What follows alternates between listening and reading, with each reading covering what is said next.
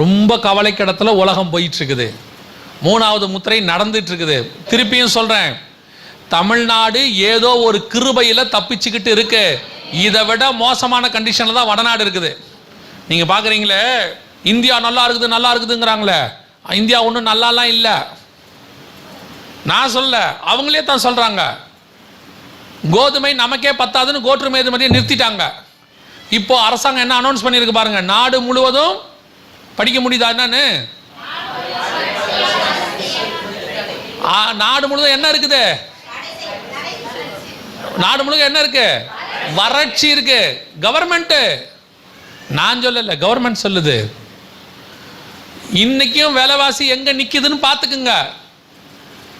கர்த்தர் ஏதோ கிருபையா தமிழ்நாட்டையும் கேரளாவையும் கர்த்தர் காப்பாத்திக்கிட்டு இருக்கிறாரு. பல இடங்கள் மிக மோசமா போயிட்டு இருக்குது. ஏன் வடநாட்டுக்காரன் அத்தனை பேர் இங்க வந்துட்டான்? ஒரு நாளைக்கு 1000 பேர் வேலை பார்க்கற வரான்ல, ஏன் வரான்?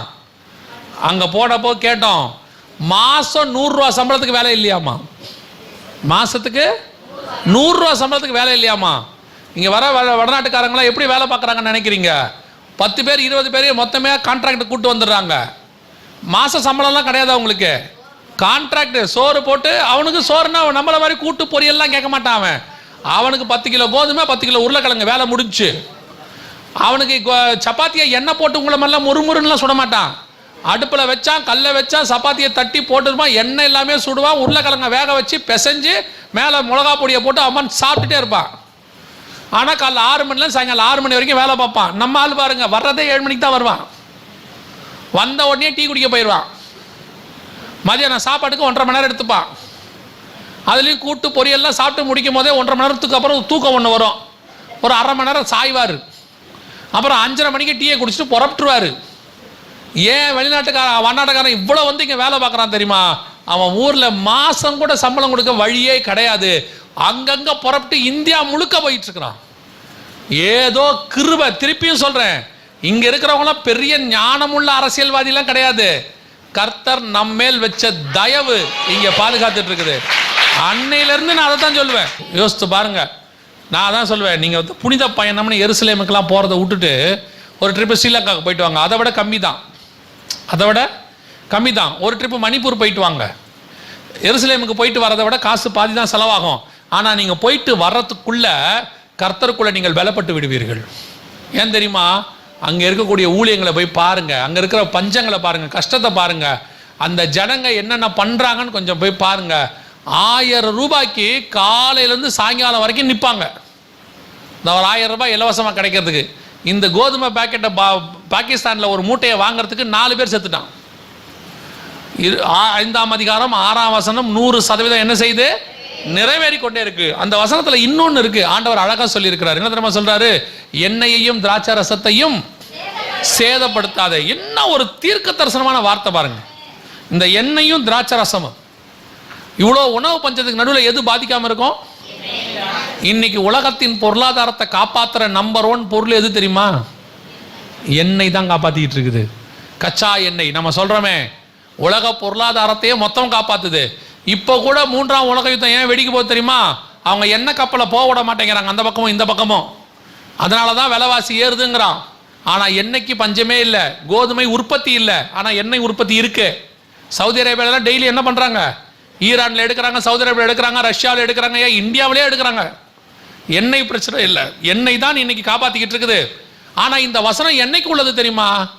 இன்று உள்ளதில்ல, 1900 வருஷத்துக்கு முன்னாடி உள்ளது. பத்மு தீவிலே யோவானுக்கு கொடுக்கப்பட்டது. இத்தனை துல்லியமாய் தீர்க்க தரிசனம் உரைக்கிற தேவனும் வேதமும் உலகத்தில் வேறு ஒன்று கிடையவே கிடையாது. நம்முடைய ஆண்டவராக இயேசு கிறிஸ்துவும் பரிசுத்த வேதாகமும் மட்டும்தான். அதை கர்த்தர் நம்ம கையில் எழுதி கொடுத்திருக்கிறார்.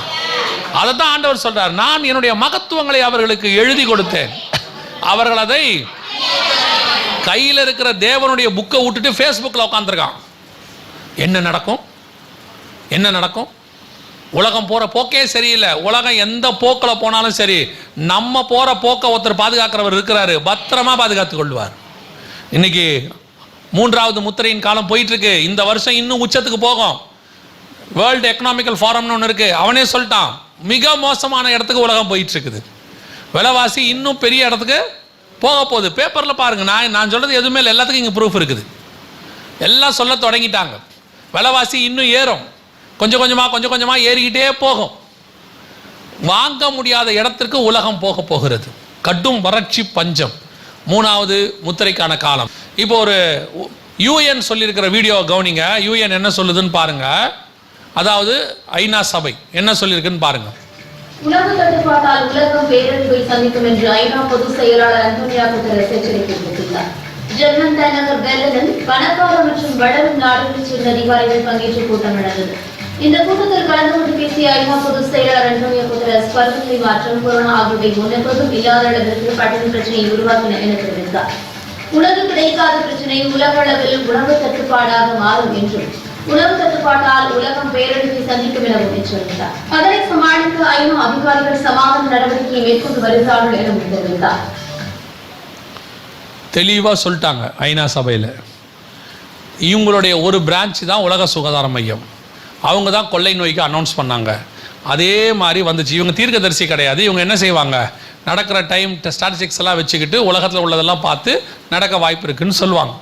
ஸோ அவங்க சொல்கிறது தீர்க்க தரிசனமாக நடக்காது, அவங்க பார்த்து அதோடைய ஸ்டாட்டிஸ்டிக்ஸை வச்சு சொல்கிறாங்க.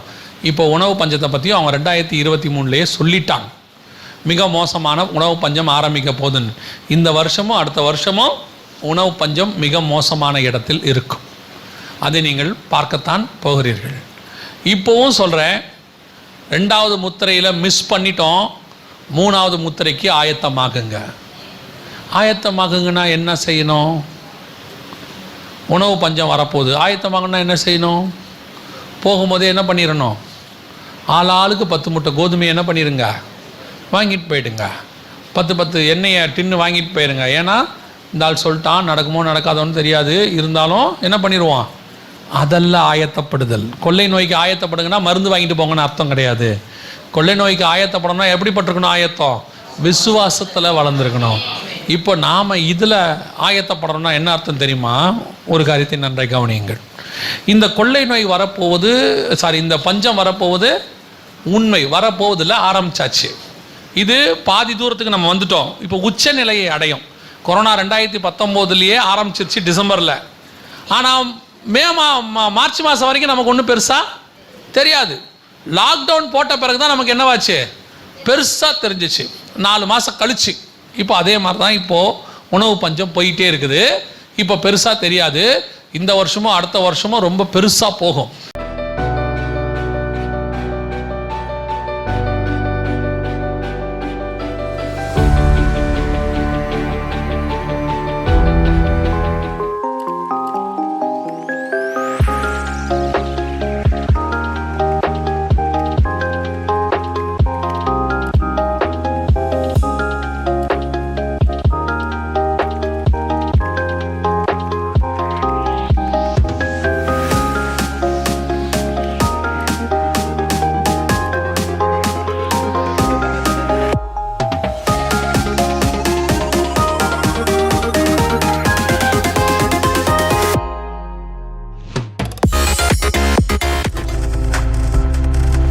நீங்கள் பார்த்துக் கொண்டிருப்பது உங்கள் ஜாய் டிவி. உங்கள் துக்கம் சந்தோஷமாய் மாறும்.